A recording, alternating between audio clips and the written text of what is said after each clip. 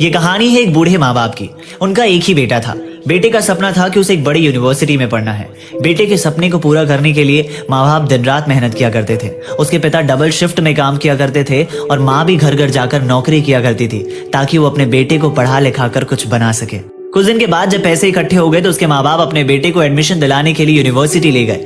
University में दाखिला तो दिला दिया, लेकिन बाद में पता चला कि घर से यूनिवर्सिटी काफी दूर है, जिस वजह से रोजाना आना जाना संभव नहीं हो सकता। इस वजह से उन्हें हॉस्टल लेना पड़ेगा और हॉस्टल का फीस अलग से देना पड़ेगा।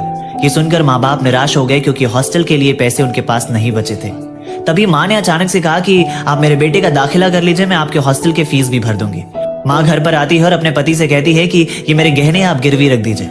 पिता ना चाहते हुए भी उन गहने को गिरवी रख देते हैं क्योंकि सामने उनके बेटे का सपना नजर आने लगता है। उस गहने से मिले पैसे को वो यूनिवर्सिटी में देकर अपने बेटे का हॉस्टल का फीस भी भर देते हैं और बेटा यूनिवर्सिटी में पढ़ने लगता है, हॉस्टल में रहने लगता है और माँ बाप से रोज फोन पर बात किया करता था।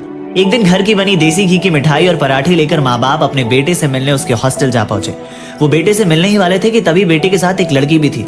उस लड़की ने कहा कि हे बड़ी, हुआ दे। लड़के ने अपने बूढ़े माँ बाप के पोशाक को देखते हुए थोड़ी शर्मिंदगी महसूस की और उसने भी अंग्रेजी में जवाब दिया और उसने कहा कि they are servant from my village, ये मेरे गांव के नौकर हैं। ये सुनकर माँ बाप की आंखों में खुशी के आंसू आ गए। जानते हो क्यों? क्योंकि उनका बेटा अंग्रेजी बोलने लगा था। अर्थात आजकल की ऐसी शिक्षा और ऐसी ज्ञान का क्या मतलब जो अपने माँ बाप की कदर करना भूल जाए। आज कदर कर लो अपने बूढ़े माँ बाप की, उन्हें नजरअंदाज मत करो। याद रखना, जिस दिन वो तुम्हारे जिंदगी से चले जाएंगे उस दिन मखमल के तकिए पर भी नींद नहीं आएगी। वो कहते हैं ना कि फूल कभी दोबारा नहीं खिलते, जंग कभी दोबारा नहीं मिलते।